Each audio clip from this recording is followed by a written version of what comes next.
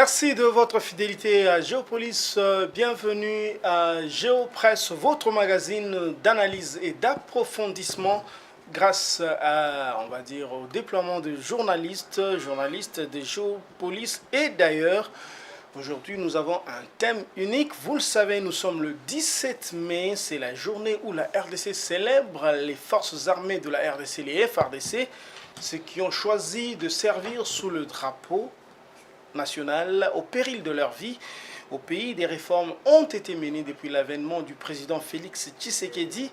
On va analyser toutes ces réformes en profondeur et pour analyser donc, je reçois deux journalistes, des habitués de Géopresse.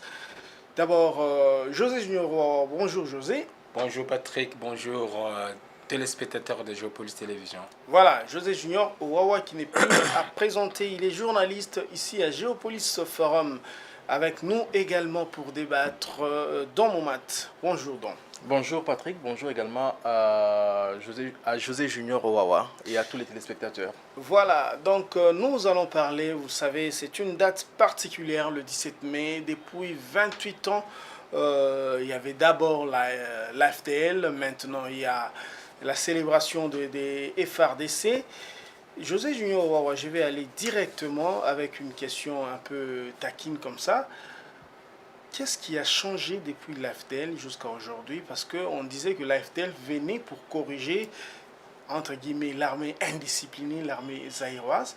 Aujourd'hui, est-ce qu'on peut dire que le bilan est positif? L'AFDL nous a amené quand même dans une sorte de réforme qui continue jusqu'à aujourd'hui. Bon, peut-être ça sera difficile de pouvoir cristalliser l'analyse autour de l'AFDL qui, on le rappelle, n'était pas une force régulière, c'était une force rebelle, comme aujourd'hui on a la rébellion, et que l'armée de Mobutu, les phases étaient l'armée régulière. Donc je ne pense pas que ça soit mal indiqué, ça sera bien indiqué. Je ne serais pas à l'aise plutôt de parler d'une rébellion qui pouvait venir changer la situation dans le pays parce qu'on est républicain, car on est dans un État comme celui de la RDC, un État qui se veut un État de droit. En principe, ça devait être l'armée régulière qui entame ses propres réformes pour pouvoir aller de l'avant, monter en puissance. Mais aujourd'hui, en RDC, c'est la situation telle que vous savez que depuis la fin du règne du président Mobutu, on a connu cet avènement de AFDL, c'était le 17 mai, comme aujourd'hui, le 17 mai 1997, où les militaires rwandais, les AFDL, en tant que force rebelle, appuyés par les militaires rwandais, principalement le 110e bataillon de l'armée rwandaise qui a fait son entrée à Kinshasa, ici tôt le matin, justement, pour consacrer la chute du régime Mobutu avec effectivement des promesses, parce que par moments on les appelait de libérateurs. Et finalement, ils sont arrivés, ce force et tout ce groupe-là, ce groupe d'armées qui ont accompagné M. Laurent Désiré Kabila pour justement, avec motif principal de pouvoir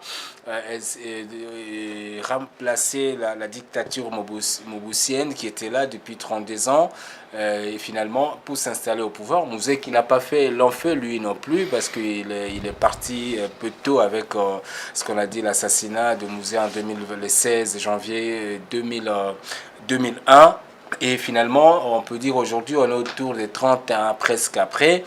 Et la situation a-t-elle évolué comme votre question ou pas? Oui, on peut dire dans une certaine mesure parce que du temps de Mobutu, et les forces armées de la République démocratique du Congo, effectivement, qui bénéficiaient, je veux dire, oui, Mobutu avait avait l'impérium à l'époque, et Mobutu a été un peu partout, un peu dans l'Afrique centrale. Il a combattu, il a envoyé des militaires à l'extérieur du pays, ce qui supposait une certaine stabilité au niveau local. Pour se projeter à l'extérieur du pays, il fallait d'abord avoir la stabilité. On parlait de la présence de militaires zaïrois au niveau du Tchad et puis dans la sous-région, justement pour maintenir la paix, rétablir la paix, et qui avait été menacée par moments dans ce cas-là. Mais aujourd'hui, plus de 30 ans après, est-ce qu'il faut dire que les choses ont évolué dans ces secteurs de la défense, la sécurité du pays.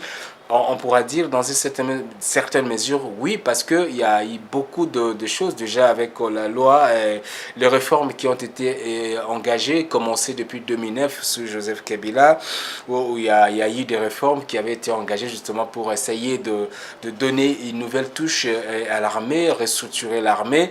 Et je pense qu'on va en parler au cours de l'émission. Et aujourd'hui, avec le président Tshisekedi, vous avez vu qu'il y a eu beaucoup de réformes, comme vous avez dit, à l'entame de l'émission, notamment la célèbre loi de programmation militaire qui avait été... On va en parler, comme je dis, on y reviendra certainement. De manière globale, en somme, on peut dire effectivement qu'on a fait un pas, mais je n'aurais pas souhaité que ce pas soit exclusivement attribué du fait que parce que les FDL sont arrivés, qu'on a eu ce pas. Il y a eu du chemin qui avait été fait parce que dans l'entretemps, après la mort de Mzee Laurent Désiré Kabila, il y a eu la transition 1+4 qui a jeté des bases justement pour tendre à ces réformes.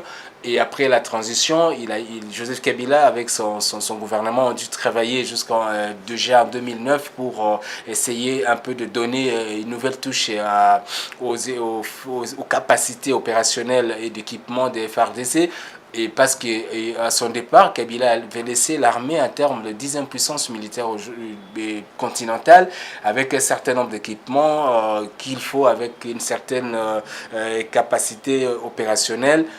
Aujourd'hui, on peut dire que ces efforts sont continus. Vous vous souvenez encore de la déclaration de Jean-Pierre Bemba, l'ancien vice-premier ministre en charge de la Défense, qui disait que jamais depuis depuis l'indépendance du pays, aucun président n'a investi autant d'argent dans l'armée avec des effectifs. Ça se voit parce que de 10e puissance militaire, nous sommes arrivés aujourd'hui à la 8e puissance militaire du continent. Je pense qu'on peut, d'une manière globale, pouvoir dire qu'il y a quand même un pas qui a été fait dans ce sens-là.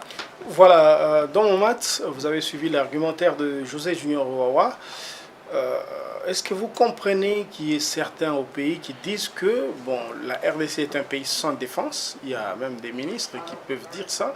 Ils disent que l'armée a été totalement déstructurée par l'AFDL. Dire que l'armée a été totalement... je fais le lien parce que oui, le 17 mai, c'était l'AFDL. Je comprends. Voilà. Je crois que c'est très fort et ça relève beaucoup plus de la propagande politique que de fait. Et si vous suivez, c'est la logique, c'est au fait l'aboutissement d'une logique qui, encore une fois propagée par le politique, qui veut que affirmer que voilà, Kabila a amené le Rwandais au Congo. Et avec tout le malheur que nous avons connu. Malheureusement, dans notre pays... Vous avez la parole, mais c'était quand même du temps du président Laurent Désiré Kabila, c'était une première, à moins que je ne me trompe, qu'on avait un chef d'état-major rwandais. Effectivement, mais la manière dont nous présentons les choses n'est pas, à mon humble avis, forcément ce que la réalité. Puisque j'ai parlé de la propagande politique et l'exploitation de cette phrase-là par le politique, qui tend à torturer un peu l'histoire en question. Puisque en parlant de la présence rwandaise au Congo, elle ne date pas avec l'arrivée de l'AFDL. On connaît le vague de migration qu'a connu la RDC avec le Rwandais. Déjà pour commencer, en 1885, lorsqu'il y a le fameux partage de l'Afrique, on ne tient absolument pas compte des ethnies pour se départager le pays. Ainsi, vous retrouvez des populations qui sont dans deux pays qui sont aux frontières, la RDC partageant ses frontières avec nos voisins. Vous retrouvez pratiquement beaucoup de populations qui sont en même temps au Congo et dans d'autres pays frontaliers. Au-delà de ça, vous le savez, à un certain moment, le Congo a été... Le Rwandais et l'Ouganda ont été associés à la gestion du Congo comme rétribution justement des exploits de la force publique. Notre armée, à Sayo, Gambela, etc., avoir des faits l'armée mussolinienne, l'armée hitlérienne, et en compensation, les grandes puissances vont attribuer à la Belgique la gestion du Rwanda et du Burundi, et notre pays va s'appeler à un certain moment le Congo-Rwanda-Urundi. Rappelez-vous que même à l'université de Lubumbashi, lorsqu'elle est créée à ses débuts, elle est appelée Université officielle du Rwanda-Urundi.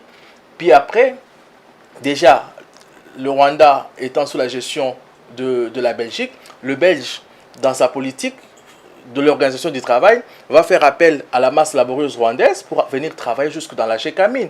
On a déjà des vagues de Rwandais qui étaient déjà là en 1985, d'autres qui vont venir avec sous cette époque où le Rwanda passe sous la domination de la Belgique, et avec tout ce qu'il y aura comme politique belge au Rwanda, qui va favoriser l'exclusion d'une certaine ethnie, plusieurs vagues de migration, plusieurs vagues de migration de Rwandais. Et puis finalement, il y aura effectivement l'AFDL qui a été appuyé, ce n'est pas un secret des polichinelles, par le Rwanda et l'Ouganda, mais il y a aussi une chose que l'on oublie, comme je disais par rapport à la propagande politique. On oublie que lorsque l'AFDL avançait, tout le monde applaudissait, tout le monde criait à la libération. Et encore plus grave, parce qu'on essaie de ne pas mentionner ça dans l'histoire, à chaque fois qu'une ville passait sous le contrôle de l'AFDL, c'est généralement un membre de l'UDPS qui en devenait le gouverneur. Voyez-vous? Donc, mais qui ne commandait pas l'armée. Oui, mais qui ne commandait pas l'armée, bien sûr. Et donc ça, c'était pour un peu montrer que voilà, il ne faudrait pas que nous soyons focus sur le Rwandais et aujourd'hui dire voilà que l'AFDL a torpillé notre armée, puisque si l'AFDL a pu avancer en 6 mois, conquérir 2 345 000 km², cela démontre déjà que notre armée était affaiblie. Notre armée était affaiblie. Ah, c'est vrai que dans les années 70, c'était l'année glorieuse, une des années glorieuses de notre armée, puisque dans les années 70, nous étions déployés en Afrique centrale et même australe, en Angola particulièrement, pour combattre les communismes. Entre guillemets, c'était pour protéger en fait, les intérêts des Américains.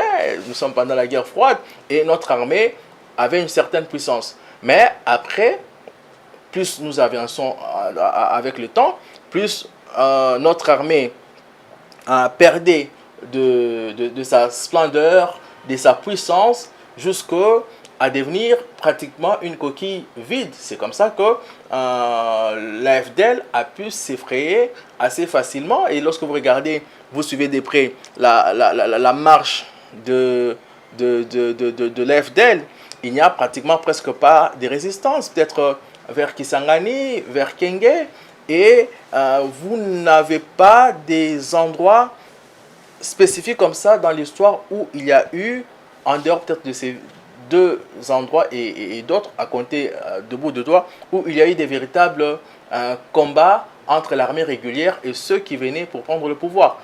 C'est pour dire que déjà notre armée était totalement affaiblie. Et c'est là, au-delà de l'armée, c'était tout un pays, c'était toute une économie. C'était toute une économie. Regardez, on a connu 2 pillages en 91-93. Et tout ça, lorsque vous n'avez pas une économie forte, vous ne pouvez pas espérer avoir une armée forte, puisque lorsqu'on parle d'ailleurs de la programmation de l'armée, en des mots aussi simples pour ne pas, puisque nous ne sommes pas des savants ici. Puisque nous ne sommes pas des savants ici. C'est quoi ce que le gouvernement essaie de mettre des quotes-parts en termes d'argent qui vont, en fait, financer le développement de l'armée. Le développement de l'armée. Donc, il y a d'abord une question d'argent qui sous-tend une armée forte. Aujourd'hui, avec la guerre russo-ukrainienne, qu'est-ce qui se passe? Les pays occidentaux ont injecté des milliards et des milliards dans leur armée afin de la doter de tous les moyens possibles pour qu'elle soit aux pointes. Et donc, c'est une question d'argent. Et dès lors que nous avions une économie qui a été totalement mise à terre avec les pillages de 91-93, on ne pouvait pas s'attendre à avoir une armée forte. Et donc, tout est parti déjà de là avant que l'FDL n'arrive. Nous avions déjà une armée qui était presque par terre. Nous n'avions que ce qui nous... En fait, ça nous donnait l'impression d'avoir une armée, mais il n'en était pas déjà une. C'était peut-être la garde républicaine, la DSP, qui était attachée directement à la présidence. Et vous savez, malheureusement, dans nos pays africains, il s'est fait que l'armée d'élite, elle est généralement bien nourrie, bien rémunérée, parce qu'elle veille sur le président. Elle veille sur les intérêts du président qui sont attachés à lui directement. Et c'est là parfois, un peu comme on peut le voir dans tout le pays africain, ça crée une fracture avec la grande masse de l'armée. Voilà. Et c'était déjà dans ces contextes-là que nous étions avant l'arrivée de l'AFDL. Voilà, José Junior Owawa, l'armée de Mobutu, c'était quand même des généraux avec des noms prestigieux. Mais est-ce que ce prestige-là, on l'a perdu ou bien... Comment est-ce que vous regardez, quand vous regardez l'armée de général Ndimi, par exemple, le général Maëlé, par exemple, c'était des noms ronflants. Est-ce qu'aujourd'hui, on peut dire qu'on a perdu ce prestige-là? Bon, ça dépend du point de vue d'abord du prestige, l'image, tout ça. Oui, parce que est-ce que c'est monsieur le journaliste en tant qu'expert qui parle ou c'est le jeune Patrick qui était à l'époque qui voyait la grandeur de ces généraux? Peut-être qu'aujourd'hui aussi, nos enfants sont en train de voir nos généraux actuels de la même façon. Ça dépend de la perception. Tout est question de contexte, de perception, de quoi que ce soit. Mais aujourd'hui, bon, je voulais tout simplement d'abord revenir sur ce que dont a avancé. Par exemple, quand on parle de la ferveur populaire qui a entouré l'arrivée de M. Laurent Désiré Kabila au pouvoir, tout ça avec la chute de grandes villes comme Kisangani, dont on prédisait que Kisangani ne tomberait jamais, selon la déclaration de l'ancien Premier ministre Kengwa Dondo et les autres. Je vais rappeler que le contexte de Mobutu n'a pas été forcément celui que nous avons aujourd'hui, d'autant plus que Mobutu c'était un peu à l'époque comme la situation de Paul Kagame aujourd'hui. Donc c'était un régime qui a été porté de bout de bras par les Occidentaux, notamment les Américains qui le soutenaient. Mobutu était à un moment ce qu'on appelait les gendarmes d'Afrique, donc c'est lui qui contrôlait un peu les pays de la sous-région ici en Angola, ceci, cela. Selon certaines légendes, même à un moment où on imposait des dirigeants dans des pays limitrophes ici, nos voisins, un peu partout dans l'Afrique, parce qu'à l'époque, Mobutu était un peu l'équivalent des Kadhafi de l'Afrique noire. Mais finalement, est-ce que c'était ça? Peut-être, mais avec 32 ans de pouvoir, il y a eu ce qu'on appelle l'usure du pouvoir, il y a eu un peu le dégoût, il fallait quand même on change, qu'on voit un autre visage. C'est peut-être dans tout ça qui pouvait expliquer, nonobstant que vous avez dit qu'à un moment, la situation de l'armée avec l'inflation de l'époque a fait que... les choses n'allaient pas aussi facilement mieux pour le régime de Kinshasa de l'époque que pour la rébellion qui avait été soutenue par l'armée rwandaise comme c'est connu de tout le monde.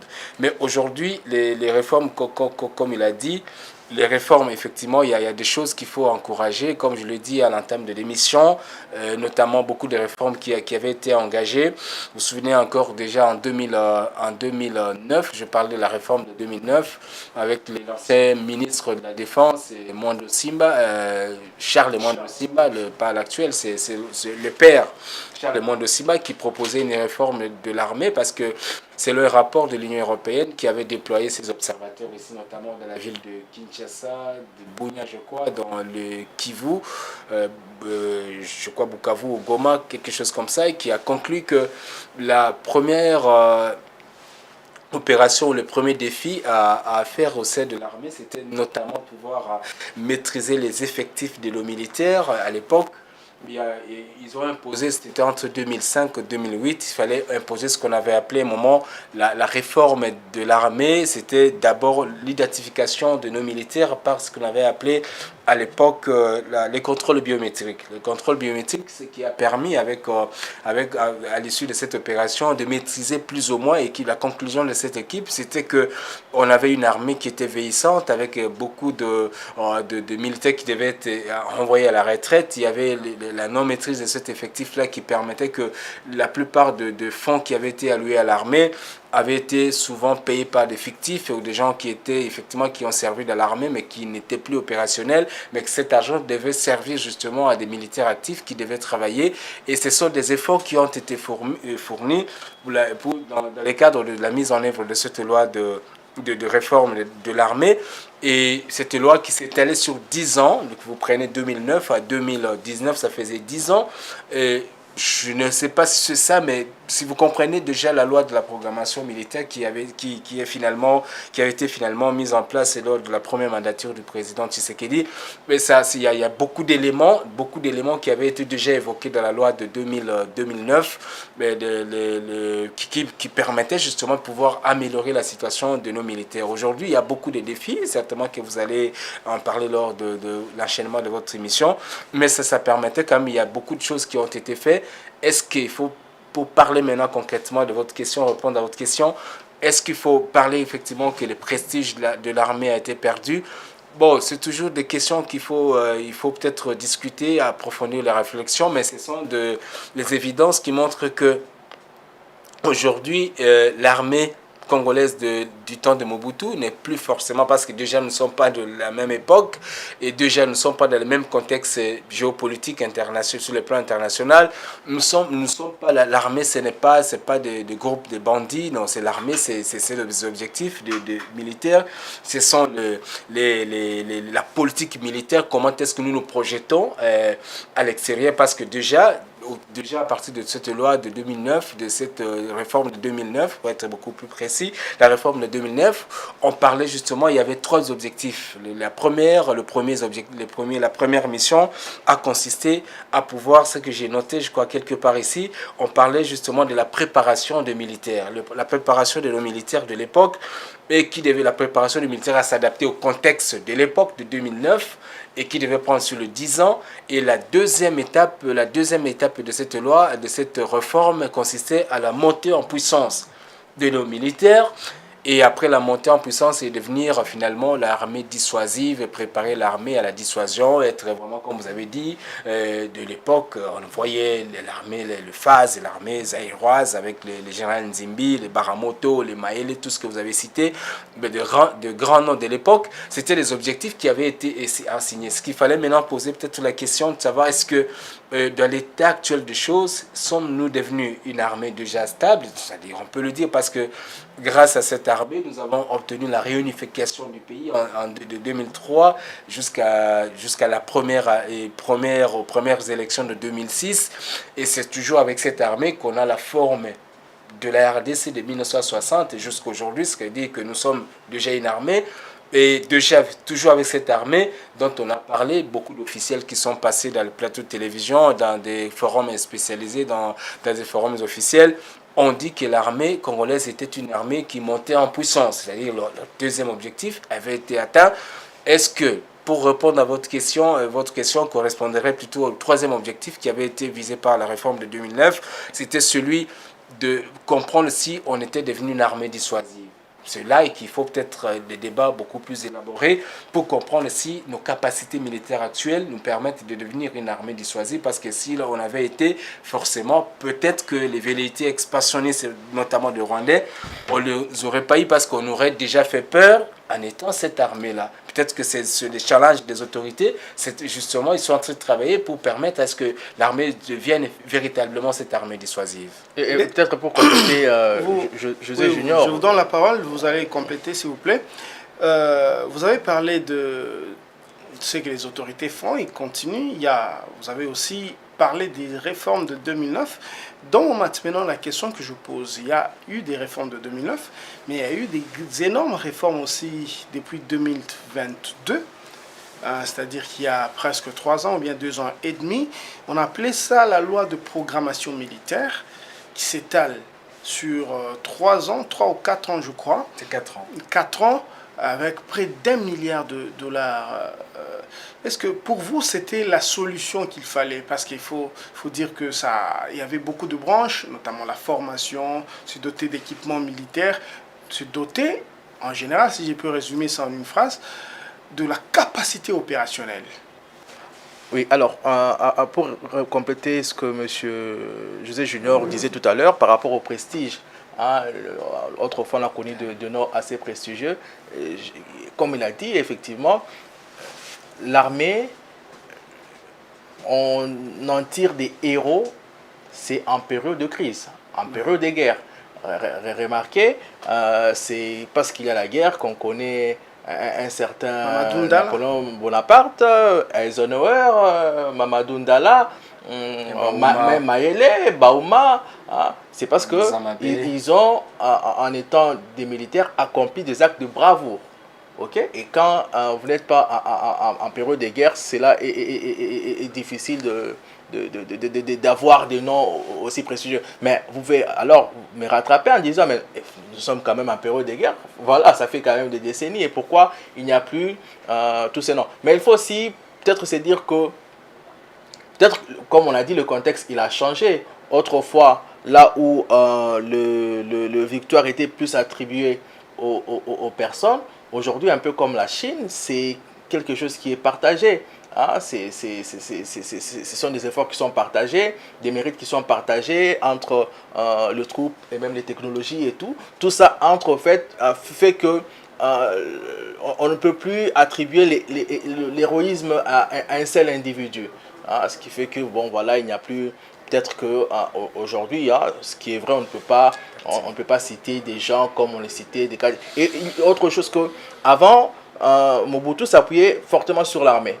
Ce qui fait que, effectivement, il devait y avoir ces militaires qui passaient pour des gendarmes de la République. Ce qui n'est plus forcément le cas aujourd'hui, où on ne compte pas forcément comme tel sur des individus, plutôt sur le corps. Oui, et on compte sur les institutions stables pour se maintenir. Regardez tout ce qu'il y a, des manœuvres qu'il y a. On est un peu dans un système plus ou moins démocratique, même si ce n'est pas totalement vrai. Mais on force pour asseoir un système démocratique sur lequel, plutôt qu'un président s'appuie sur son armée, il s'appuie sur toutes les institutions. Le Parlement, la justice, l'armée, entre autres, pour que le pays puisse aller de l'avant et pour qu'il puisse avoir le contrôle du pays. Donc, voilà des choses qui font à ce que il n'y a peut-être pas, on peut plus citer des Maélé d'aujourd'hui. Alors, comme on l'a dit, notre armée, elle a connu des moments glorieux, elle a connu aussi des moments difficiles, et comme le dit un certain adage, celui qui veut la paix prépare la guerre. Nous devrons normalement être perpétuellement en train de mettre en place des mécanismes pour rendre notre armée plus forte, plus dissuasive. Ce qui fait qu'il n'y a pas de moments, de bons ou de mauvais moments pour amorcer des réformes. Et dans ce cadre-là, la loi de la programmation de l'armée était la bonne chose à faire. Ça tombait à point nommé. Et remarquez, pour revenir à l'armée zaïroise, vous avez par exemple, on a connu des grands noms aussi dans l'armée de l'air. Et remarquez que il y a peu, nous étions même en incapacité d'avoir quelques avions. Donc il fallait effectivement une loi pour que nous puissions nous doter de ces avions-là, les Sukhoi par exemple qu'on a pu acheter. Aujourd'hui, on a dit, l'armée, la technologie a fait avancer pas mal de choses. Et même dans l'art de la guerre, il fallait aussi, de ce point de vue-là, se rattraper. Et vous savez aujourd'hui que la guerre ne se négocie plus en termes de nombre d'individus et même pas parfois en termes de matériel, du nombre de matériel que vous avez, mais c'est d'abord du point de vue de la communication, de l'intelligence artificielle. Oui, et même de l'intelligence artificielle. On peut avoir des drones qui vont sans quelqu'un. Oui, et même de l'intelligence artificielle qui est associée aujourd'hui à l'armée. Et donc, il est plus qu'important ce que le gouvernement avait effectivement compris, d'avoir une armée à jour. C'est comme ça qu'il fallait investir dans la formation, puisque la formation, c'est d'ailleurs l'un des éléments importants dans une armée. Regardez, on dit dans l'armée que la discipline est la mère des armées. La discipline, là, vous l'obtenez comment? Vous l'obtenez entre autres par la formation. Il faut former quelqu'un pour l'amener à obéir. Sans formation, une personne est à moitié un animal. Et donc, c'est important d'investir dans la formation et dans la bonne formation, puisque il ne suffit pas aujourd'hui d'apprendre à quelqu'un comment tirer, mais il faut aussi lui apprendre ce qui est en rapport avec le droit de l'homme, puisque remarquez, souvent lorsqu'il y a des rapports de droits de l'homme en situation de conflit, de temps à autre, et c'est écœurant, l'on pointe du doigt même certains éléments des FRDC aux côtés de milices. Ça, c'est écœurant. Et donc, il faut changer la donne, il faut rectifier le tir. Donc, et pour ça, il faut investir dans la formation. Un militaire doit savoir ce qu'il peut faire et ne pas faire en période de guerre. Et même face à un ennemi, par exemple, qui a rendu les armes, c'est la formation. J'ai parlé tout à l'heure de la discipline, c'est encore une fois la formation. Et j'ai évoqué le côté de la technologie, où il faut se mettre... remarquez aujourd'hui, par exemple, avec les récentes... la guerre récente, les ennemis ont davantage misé sur la technologie pour nous attaquer. Lorsqu'on prend le brouillage du ciel, lorsqu'un avion ne sait plus voler, vous êtes aux pointes par rapport aux outils, vous avez des avions, mais lorsqu'on brille, on brille le signal dans le ciel, vous ne savez pas faire voler l'avion. Et donc, il fallait, et c'est quelque chose de permanent, de continuel, puisque les choses changent, c'est que le gouvernement a certainement compris, il faut investir dans la technologie, et tout ça entre dans ce qu'on appelle la loi de la programmation. Voilà, la loi de la programmation, on y est déjà. José Junior Owawa, on se félicite, des gens, des analystes se félicitent d'avoir peut-être 1 milliard de dollars échelonnés sur 4 ans. Mais est-ce que l'argent seul suffit? Bon, déjà avec cette loi de programmation militaire, je rappelle ici qu'elle était censée déjà produire ses en 2022. En 2022, l'État congolais devrait allouer quelque chose comme 1 milliard 330 millions de dollars à l'armée, et cet argent, il y avait des domaines spécifiques sur lesquels il fallait investir cet argent, et notamment la rationalisation des ressources humaines. On a ici de la vétusté la vétusté du matériel et aussi du personnel, les ressources humaines, la VS, et la VS plutôt, et un personnel vieillissant. Les rapports de 2009, je tente de le dire ici, avaient mentionné cela, et puis pour les autorités, c'était plus que nécessaire, c'était parmi les premiers volets de pouvoir de cette loi de la programmation militaire dont on l'a dit. Il fallait passer au niveau de la formation comme deuxième volet de cette loi, et aussi l'équipement qui venait en troisième position. On a parlé aussi des infrastructures et aussi les opérations, c'est-à-dire les capacités opérationnelles. Donc c'est au moins 6 piliers comme ça de cette loi de la programmation militaire qui devaient être déjà pris en compte pour pouvoir prétendre à cette armée qui montait dans l'entretemps en puissance et devenait aussi une armée dissuasive.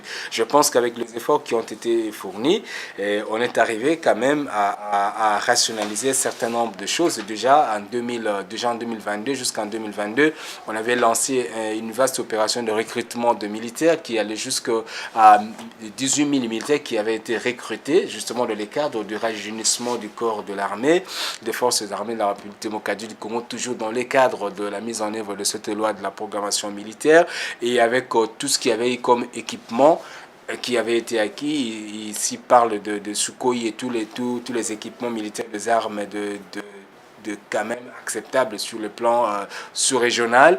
Et ça a été, vous parlez que si vous posez la question de savoir si l'équipement, l'argent était suffisant, et on a parlé que cette loi ne visait pas seulement les fameux 1 milliard, plus d'1 milliard de dollars. On a parlé de la formation qui était nécessaire, on a parlé de l'équipement qui avait été nécessaire. Aujourd'hui, les efforts certainement sont en train de fournis parce que selon les sites, un site spécialisé, j'ai oublié le nom ici, qui classe justement les puissances militaires en Afrique, il se base sur un certain nombre, au moins une cinquantaine de critères.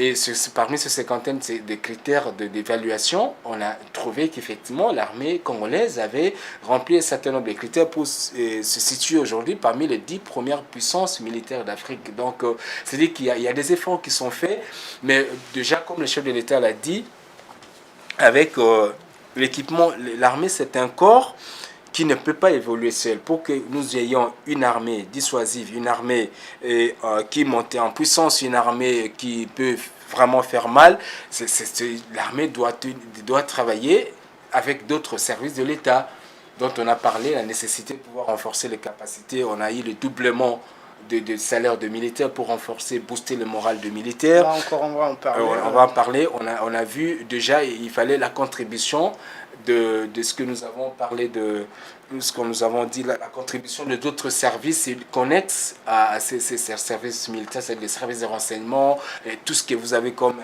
les différents services de renseignement qui entoureraient l'armée pour pouvoir, parce que pour que les militaires puissent se déployer dans un coin comme Assisi, le militaire doit avoir les informations des services de renseignement que voilà, le terrain est composé de tels éléments, le terrain est composé, l'ennemi a tel équipement, voilà l'équipement qu'il faut appliquer, qui soit beaucoup plus supérieur avec les capacités de l'ennemi. Je pense que c'est un tout, comme on avait dit, l'argent seul ne devait pas suffire, et aussi la stratégie, aussi le renseignement nécessaire, aussi la volonté politique. Et la volonté politique, il a été toujours déclarée par le président Tshisekedi, qui a toujours déclaré sa volonté de faire monter cette armée en puissance.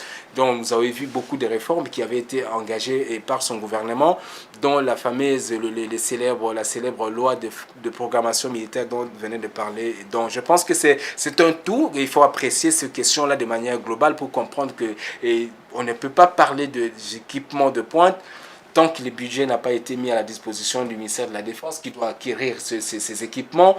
On ne peut pas parler de militaires bien nourris si le ministère de l'Agriculture avec le service national et tout ce qui fournissent de rations aux militaires ne soit pas en position de fonctionner de manière globale. Il faut parler d'un pays qui fonctionne de manière normale. C'est un système. Voilà, c'est un système. Voilà, dans mon mat, la réforme s'est étendue même à ce qu'on a appelé la réserve. Hein. Vous savez, la loi sur la réserve armée de la défense. Est-ce que vous comprenez qu'il y ait des gens qui critiquent justement ça, le fait qu'on va dire, on adjoigne à l'armée congolaise d'autres personnes identifiées comme civiles ou anciens groupes armés. Est-ce que vous comprenez ces critiques acerbes-là? Ben, ce qui est vrai que généralement dans certains pays développés, lorsque vous prenez par exemple Israël, vous prenez l'Ukraine, je crois que bien d'autres pays, vous avez des civils qui sont initiés ou qui ont été initiés à l'armée, si bien qu'ils en constituent la réserve lorsque l'armée est à bout de souffle, que l'armée est limitée par rapport au nombre de soldats. On fait appel à ces gens-là qui sont des civils pour rejoindre l'armée. Ça, c'est un fait. Alors, mais ce qui est aussi vrai que dans l'armée, on ne peut pas y associer tout le monde. Vous avez parfois, c'est l'argument qui est présenté par ceux qui critiquent, ont-ils raison ou pas, mais ce qu'ils disent est que ça tient quand même la route et que dans l'armée, on ne peut pas, c'est pas, comme nous le disons dans notre jargon, c'est pas, dans le métier de journalisme, en fait, c'est pas une poubelle. On vient, quand on a échoué ailleurs, on vient s'y engouffrer. Non, dans l'armée, il faut déjà des gens qui ont une certaine moralité, une certaine éthique, puisque le problème parfois avec les gens qui ont été dans le groupe armé, c'est que tout à l'heure, on parlait de la discipline, de la formation, parce que parfois, ça manque cruellement. Et parfois, ce sont des choses qui sont difficilement rattrapables. Vous avez quelqu'un qui a combattu dans un groupe armé pendant 5 ans, 10 ans, qui est habitué, lui, à ne croire que à son chef, au fétiche et à la drogue. Quelqu'un comme ça, vous pouvez les retaper comme vous voulez. Il est difficile de lui trouver une place dans une armée régulière. C'est comme ça tout à l'heure que lorsque j'intervenais, je vous ai parlé que ça soit écœurant, et ça nous tous nous comprenons, que nos forces armées de la RDC soient par moment citées parmi les auteurs de violations de droits de l'homme en période de guerre. Quelque part, c'est parce que on a laissé, vous vous souviendrez, on s'en plaint, ce n'est pas moi qui le dis, le gouvernement est allé jusqu'à adopter une loi comme quoi plus d'intégration des éléments de groupes rebelles dans l'armée régulière, parce que c'est justement, c'est à cause de méfaits. Parmi le méfait, c'est que vous avez ces gens-là qui ont été habitués à obéir à un homme plutôt que à la hiérarchie normale, des gens qui se croient au fétiche et à la drogue, qui croient parfois aussi que commettre certains actes criminels comme le viol serait quelque chose de bénéfique. Et des gens comme ça, vous les incorporez dans l'armée, vont salir, ternir l'image de tout un corps. Ce qui peut expliquer en partie la crainte pour certains de dire, bon voilà, pas des gens qui ont été issus des groupes armés dans l'armée. C'est vrai que il peut y avoir un processus de sélection qui peut se faire, puisque on ne peut pas non plus rejeter tout le monde, mais ce sont des choses qui doivent être étudiées profondément, avec minutie, pour que nous ne puissions pas tomber dans le mal que nous voulons éviter. Donc il y a cette crainte-là qui est tout à fait, à mon humble avis, fondée, mais qui peut être contournée par d'autres mécanismes. Voilà, tout à l'heure, je crois que vous, tous les deux, José Junior et vous-même, vous avez parlé des réformes, notamment dans la formation. Il faut ajouter aussi que dans la formation, il y a l'érection et le fonctionnement. C'est une école qui fonctionne, l'école de guerre. C'est pour les officiers supérieurs, si je ne me trompe pas.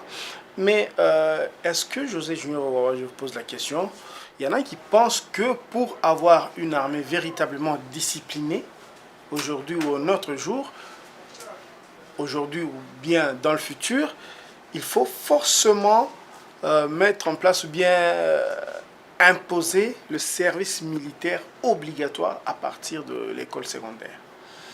Bon, je crois à l'époque de Moïse Nzangi, quand il était encore ministre de l'ESU, hein, il a préconisé ces genres de réformes, mais qui n'ont pas encore abouti, bon, parce qu'il y a à certains moments la résistance, mais on a quand même la réserve militaire dans ce pays, qui compte aujourd'hui autour de 31 000 éléments, mes chiffres sont corrects, et aujourd'hui nous avons aussi des paramilitaires qui sont là, et qui forment aujourd'hui l'armée congolaise, évaluée à autour de 130 à 160 000 militaires.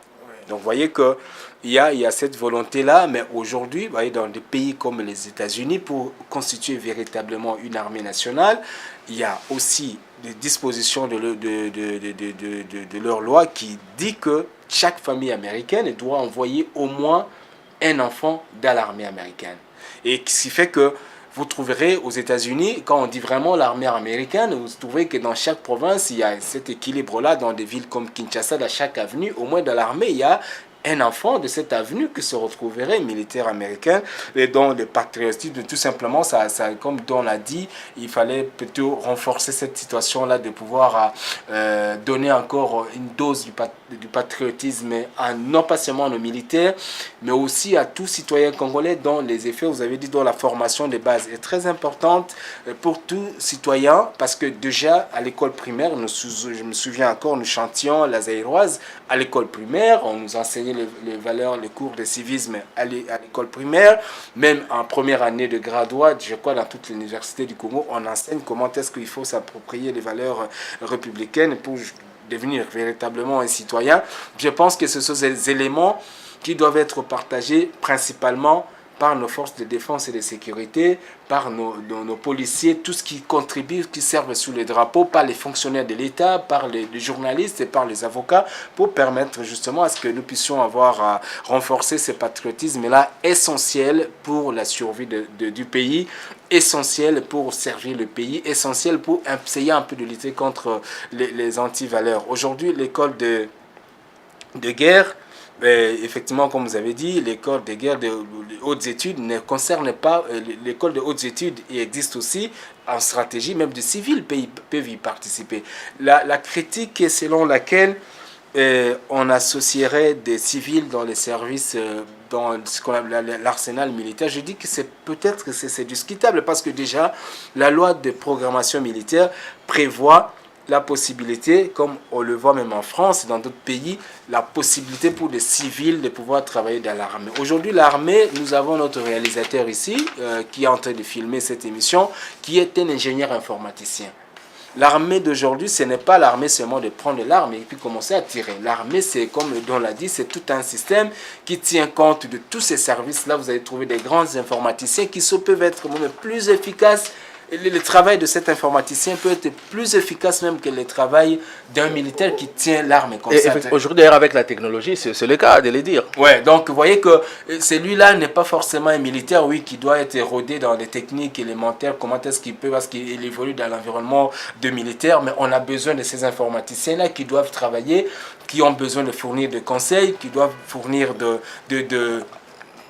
servir avec leurs logiciels et inventer des logiciels qui soient sécurisés pour la sécurisation, la protection des informations. En Ukraine, il y a même des civils qui fabriquent des drones qui sont utilisés par l'armée. Oui, effectivement. Et aujourd'hui, l'Ukraine, qui autrefois était démunie sur le plan militaire, et l'Ukraine qui avait des difficultés pour pouvoir faire face à la puissante armée russe, aujourd'hui, l'Ukraine produit plus de la moitié des drones qu'elle utilise pour combattre justement les États-Unis, et combattre effectivement les Russes aujourd'hui.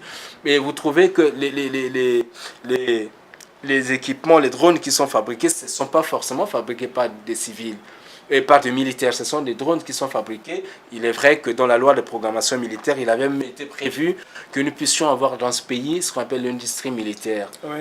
L'industrie militaire qui devait permettre à ce qu'il y ait des chercheurs, des professeurs d'université, des techniciens, des surfaces qui travaillent sérieusement pour produire des équipements militaires nécessaires, pour produire le logiciel informatique nécessaire pour servir l'armée. Donc on ne peut pas aujourd'hui, comme on l'a dit tout à l'heure, que l'armée de Mobutu, l'armée de Lumumba, l'armée de Kasavubu n'est pas forcément l'armée d'aujourd'hui. L'armée d'aujourd'hui, c'est la technologie, c'est les NTIC, comme on dit, la technologie de l'information et de la communication, c'est tout ce qu'il y a comme monde moderne aujourd'hui. Donc, mais maintenant, la question, ceux qui disent par exemple qu'il faut introduire le service militaire obligatoire au secondaire, comment vous trouvez ça ?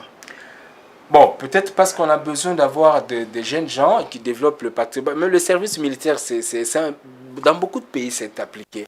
En Israël, vous avez un minimum où tous les services militaires presque obligatoires dans les écoles israéliennes. Mais ces gens-là ne restent pas forcément des militaires. Donc, ceux qui veulent rester militaires doivent rester. Ceux qui ne le sont pas peuvent peut-être faire autre chose dans la vie. Je pense que ce sont des choses que nous devons voir, mais il faut les adapter à notre contexte. Est-ce que nous avons suffisamment de militaires, dont nous n'avons pas encore de militaires dont il faut passer nécessairement par ce service militaire? Est-ce qu'il faut peut-être voir? Ce sont des choses qu'il faut une réflexion approfondie pour voir comment est-ce que ça pouvait se faire à notre niveau justement. Voilà, il faut dire que nous sommes dans une réflexion approfondie sur les forces armées. Fidèles téléspectateurs, si vous venez de nous rejoindre, vous êtes dans Géopresse. Et aujourd'hui, c'est journée spéciale des forces armées de la République démocratique du Congo.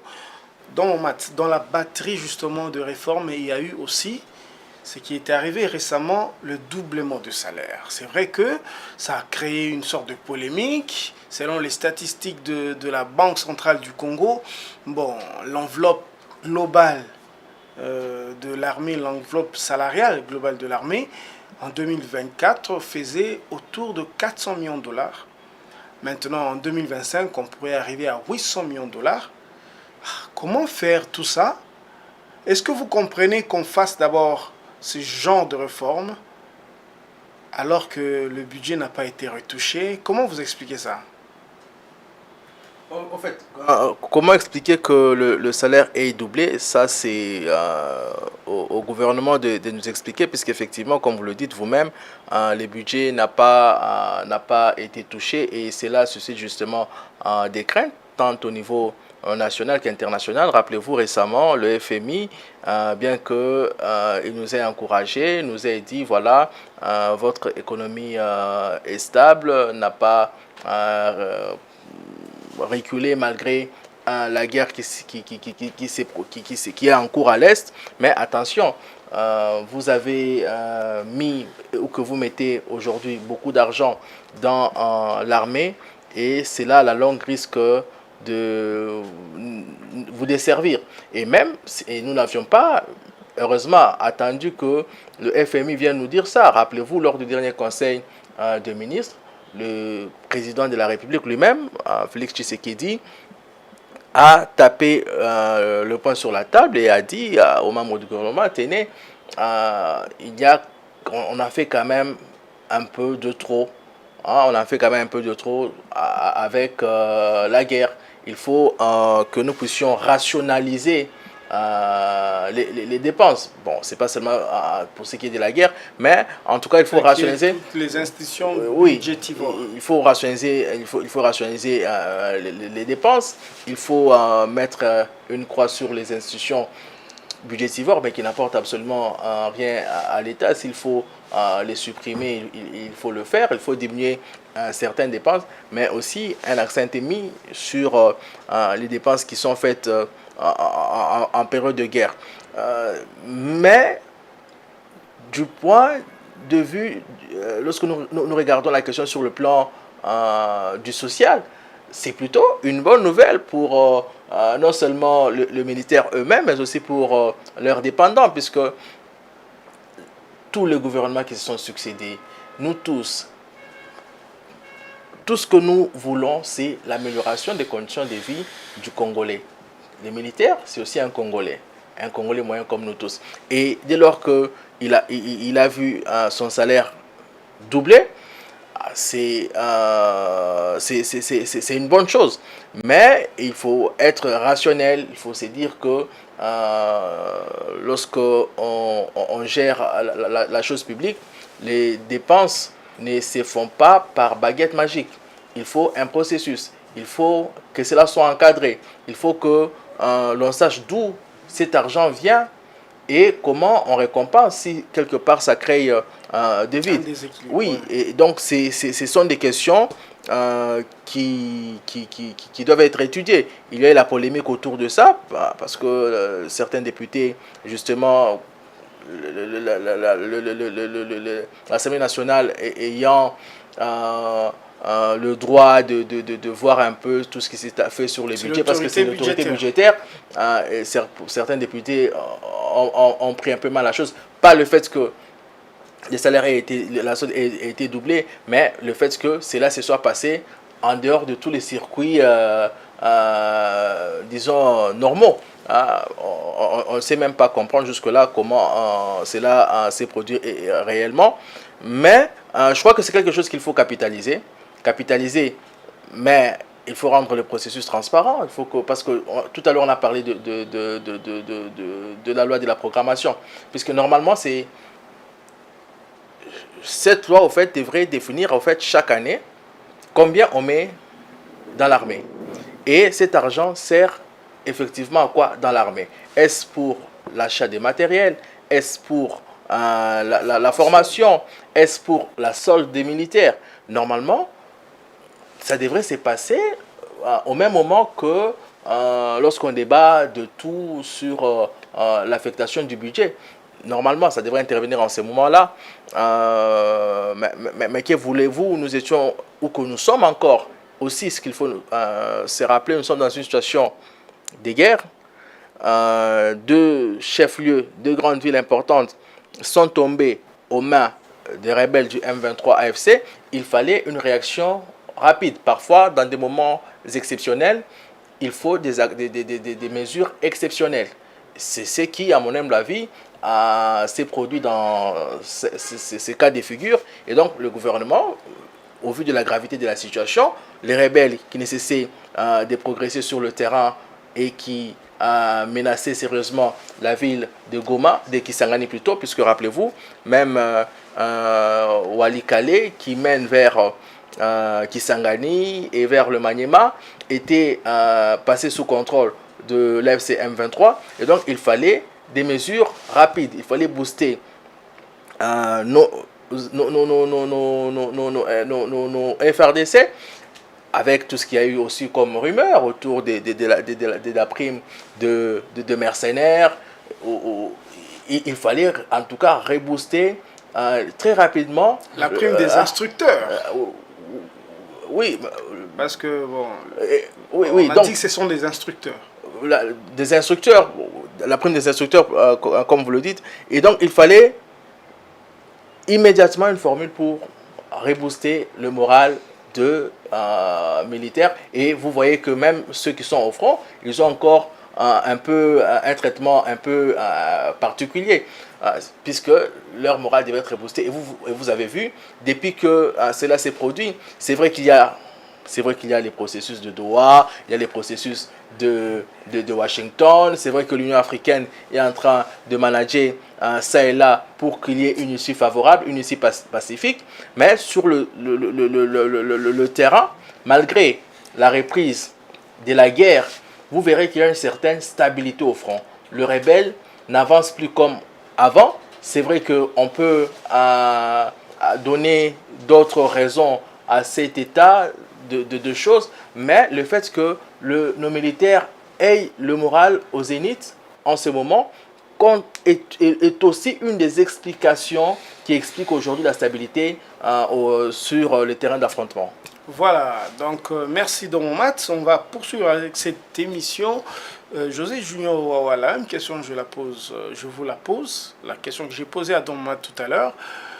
Bon, on aura besoin de 400 millions de plus d'ici la fin de l'année pour les salaires des militaires, mais le FMI qui tape déjà du poing sur la table, il dit « Ah mais attention, parce que là, les dépenses publiques, les dépenses militaires vont plomber les finances publiques. » Comment comprenez-vous d'abord ce doublement de salaire, donc doublement de budget de l'armée, et la réaction du FMI? Bon, le doublement de salaire, je ne sais pas s'il faut dire autre chose sur ce que Don a dit. J'avais dit seulement que les gens, tout simplement, je peux ajouter, bon, il a presque tout ramassé. Par exemple, quand vous voyez les objectifs de la loi de la programmation militaire, c'est quoi? On dit, parmi les objectifs, c'est permettre à l'armée de développer ses capacités opérationnelles. Deuxièmement, on parle d'un outil légal de planification des dépenses et en matière militaire et de sécurité. Loi de promotion, c'est une loi qui met en place des mécanismes pour le financement des investissements. C'est une loi pluriannuelle fixant les échéances de crédit et de paiement relatifs aux dépenses et équipements militaires. Tout ça, c'est une loi qui a été pensée sur 5 ans, sur 4 ans, comme on l'a dit, et une loi pluriannuelle qui parle d'une situation normale. Nous sommes ici dans une situation exceptionnelle. Nous avons vu même pendant la Deuxième Guerre mondiale comment les États-Unis ont presque gaspillé, ont pris presque plus de la moitié de leur budget pour financer la Deuxième Guerre mondiale parce que le pays était attaqué. Nous sommes dans cette même situation dans laquelle le pays est attaqué et que rien ne peut se passer de manière normale dans ce pays. Un retour à la normale, c'est ce que tout le monde souhaite, voudrait que nous puissions respecter les assignations selon les équilibres budgétaires, tout ce qu'il faut envisager pour la stabilité du pays, lutter contre l'inflation, parce que avec le déséquilibre budgétaire, ça peut aussi créer l'inflation avec une catégorie de la population qui prend presque la moitié du budget, ainsi de suite. Mais aujourd'hui, les dépenses des forces armées de la RDC qui sont autour, selon les prévisions budgétaires de 2025, autour de 13% de notre budget et qui représenterait autour de 1,6% de notre produit intérieur brut. C'est quand même de l'argent, mais ce n'est pas aussi suffisamment de l'argent au vu des défis sécuritaires auxquels le pays fait face, avec les velléités expansionnistes de ses voisins, avec tout ce qu'il y a comme position géopolitique et géostratégique de la RDC qui a 9 voisins. Tous ces défis sécuritaires-là nécessitent qu'on ait un budget de l'armée beaucoup plus robuste pour faire face à ce défi-là. Concernant ce que vous avez parlé au sujet du Fonds monétaire international, il est vrai que le Fonds monétaire international, c'est la bureaucratie mondiale, il faut respecter les prescrits, il faut respecter ceci, mais souvent je trouve que les analyses sont un tout petit peu un peu déconnectées de réalité de pays qui sont en programme avec les FMI et les autres institutions de Bretton Woods. Parce que aujourd'hui, je ne sais pas comment est-ce qu'on va justifier le fait qu'on ne peut pas mettre de côté de fonds pour financer la guerre, pour mettre le militaire dans les bonnes conditions, avoir les équipements de guerre qu'il faut. Est-ce qu'aujourd'hui, les mêmes FMI peut aller en Russie, peut aller en Ukraine pour parler des équilibres budgétaires, tout ce qu'il faut faire. Donc je pense que ce sont les analyses qui doivent... il est vrai qu'il faut prêcher l'orthodoxie financière, il faut prêcher tout ce qu'il faut, mais aujourd'hui, malgré tout ça, nous avons quand même un taux de croissance positif aujourd'hui avec des prévisions qui vont autour de 5%, au-delà même de 5% de croissance en 2025. Donc je pense que si la situation se stabilise, tant qu'on aura une situation dans nos secteurs de croissance qui soient encore stables, notamment nos minéraux qui sont en train d'être écoulés un peu plus ou moins normalement, même s'il y a un certain moment chute de certains produits sur le marché international. Mais je pense que tant que c'est les minimums que nous avons pour stabiliser notre budget demeurera à ce niveau-là. Je pense qu'on peut encore faire face parce qu'on a, selon les derniers chiffres, nous avons quelque chose comme de réserve allant jusqu'à plus de 2 mois. On est au-delà de 4 semaines. Je pense qu'on a quand même de réserves pour pouvoir faire face à cette situation actuelle. Et en attendant peut-être que de la stabilité du pays, les retours de la paix pour essayer un peu de booster encore davantage l'économie. Parce que selon les objectifs du FMI, c'est justement de pouvoir faire un effort d'avoir une croissance beaucoup plus, un développement beaucoup plus durable en engageant des réformes, notamment des réformes structurelles dont vous parlez des équilibres budgétaire. Voilà, donc Géopresse, nous entamons la dernière ligne droite, dernière question pratiquement à Dans mon mat. Dans mon mat, comment soutenir une telle réforme dans un contexte où on ne maîtrise pas les effectifs? Alors, très vite. Hein. Il faut dire que c'est vrai lorsqu'on dit qu'on ne maîtrise pas des effectifs, c'est un fait. C'est un fait. Puisque c'est difficile avec tout ce qu'il y a comme intégration, avec tout ce qu'il y a eu parfois comme brassage et tout, c'est difficile de maîtriser effectivement l'effectif. Mais s'il y a dépassement d'effectifs, dépassement de la tautologie, je ne pense pas que cela ait un incident assez fort sur ce qui est comme budget. Et vous savez, cette mesure de doubler la solde s'est fait accompagner également d'autres mesures pour contrôler, c'est rassurer que l'argent qui est payé va effectivement dans la poche d'un soldat qui est en fonction ou qui mérite d'avoir cette solde-là. Donc il y a des mesures qui ont été prises et je crois que l'État va continuer avec toutes ces mesures pour se rassurer tout simplement que le militaire qui est payé touche effectivement sa solde. Très bien, peut-être Junior, votre mot de la fin en quelques secondes. Bon, tout simplement que c'est une journée mémorable qui permet aux Congolais et aux autres observateurs qui sont à l'extérieur de ce pays ou à l'intérieur de ce pays de pouvoir se souvenir de nos forces armées de la République démocratique du Congo qui ont consenti beaucoup de sacrifices depuis l'indépendance de ce pays. Nous sommes même bien avant l'indépendance. Ah oui, avec un pays qui a envoyé des forces publiques pour combattre dans la Première et Deuxième Guerre mondiale. Vous avez déjà ce pays-là, Deuxième Guerre mondiale, parce qu'en Première Guerre mondiale, n'était pas encore un pays comme tel, mais au moins c'est un pays qui a une position géostratégique tellement délicate qui lui permet et qui l'oblige pratiquement, qui le contraint pratiquement à pouvoir développer ses capacités militaires pour faire face et justement pour se maintenir dans cette position, parce que c'était un pays qui avait été ouvert au commerce extérieur, au commerce international déjà avant même son indépendance. Donc vous voyez que c'est un pays qui regorge beaucoup de minerais. Il a beaucoup besoin d'avoir maîtrisé d'abord sa propre sécurité